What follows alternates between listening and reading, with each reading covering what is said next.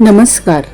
आज मैं प्रेम सागर नामक हिंदी में श्री कृष्ण कथा पर आधारित एक प्रसिद्ध ग्रंथ है जिसे संत लल्लू लाल जी ने लिखा था।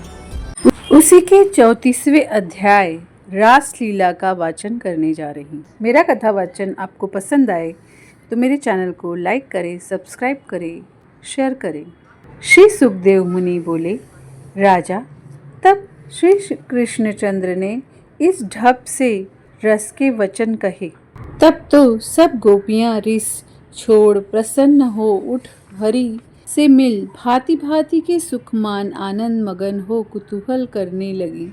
तिस समय कृष्ण योग माया ठई भय अंश बहुदेह सबको सुख चाहत दियो लीला परम स्नेह। जितनी गोपियां थीं तितनी ही शरीर श्री कृष्णचंद्र ने धर उसी रास मंडल के चौतरे पर सबको साथ ली।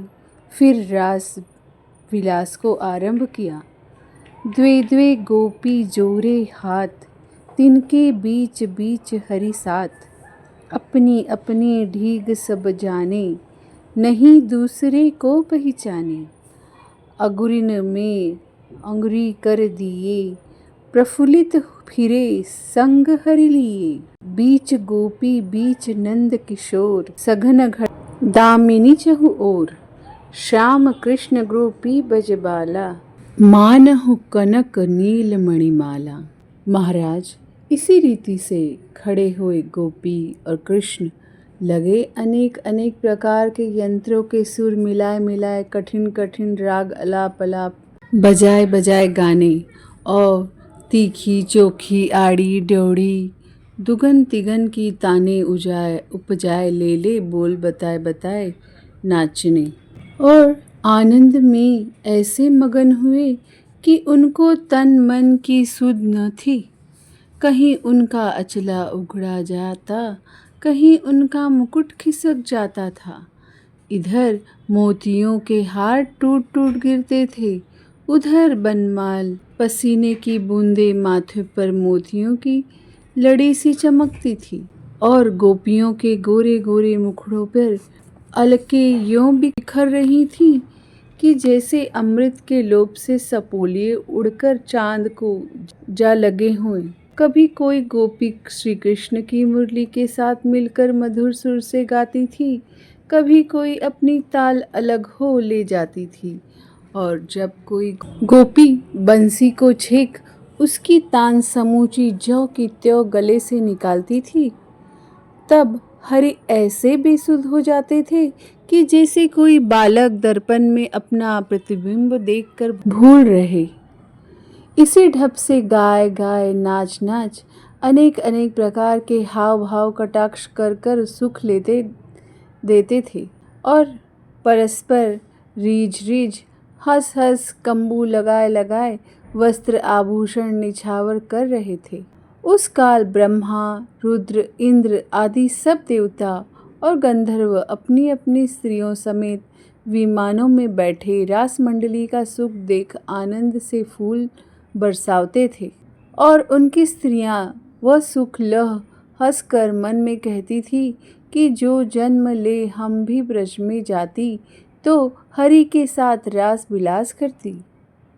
और राग रागनियों का ऐसा समा बंधा हुआ था कि जिसे सुन के पवन पानी भी न बहता था और तारामंडल समेत चंद्रमा थकित हो किरणों से अमृत बरसाता था।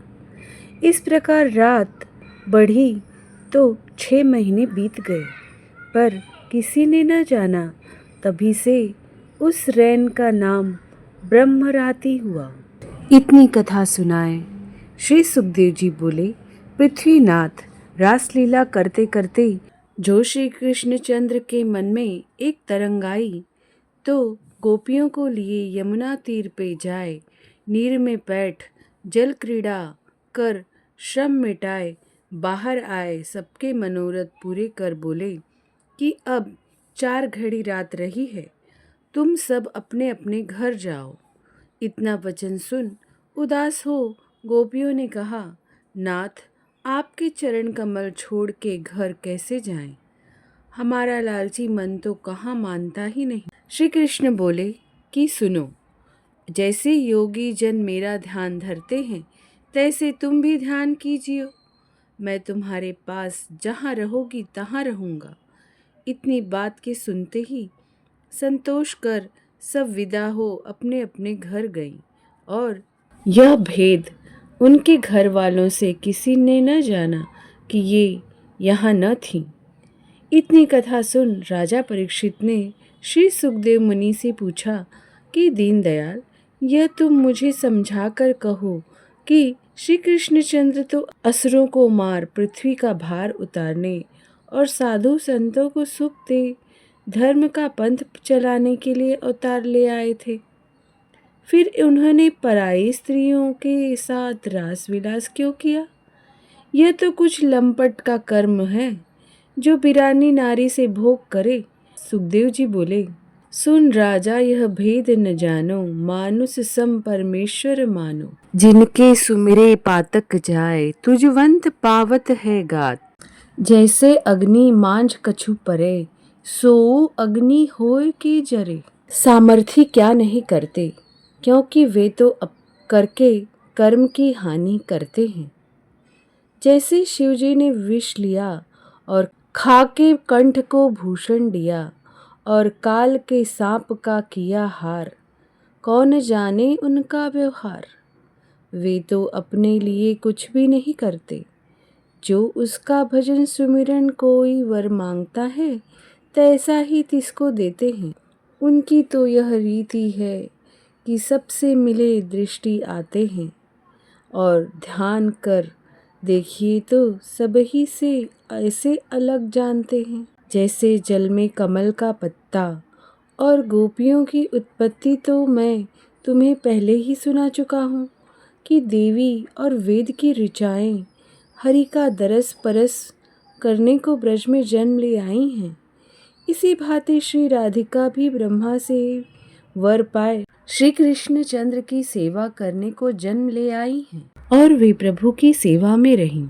इतनी कथा कह श्री सुखदेव जी बोले, महाराज, कहा है कि हरि के चरित्र मान लीजिए पर उनके करने में मन न दीजिए। जो कोई गोपीनाथ का यश गाता है सो निभय अटल परम पद पाता है और जैसा फल होता है असरठ तीर्थ के नहाने में, तैसा ही फल मिलता है श्री कृष्ण यश गाने में। इसी के साथ इस अध्याय का समापन हुआ।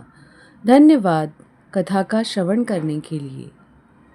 जय कन्हैया लाल की जय। जय गोविंद गोपाल की जय। राधे राधे।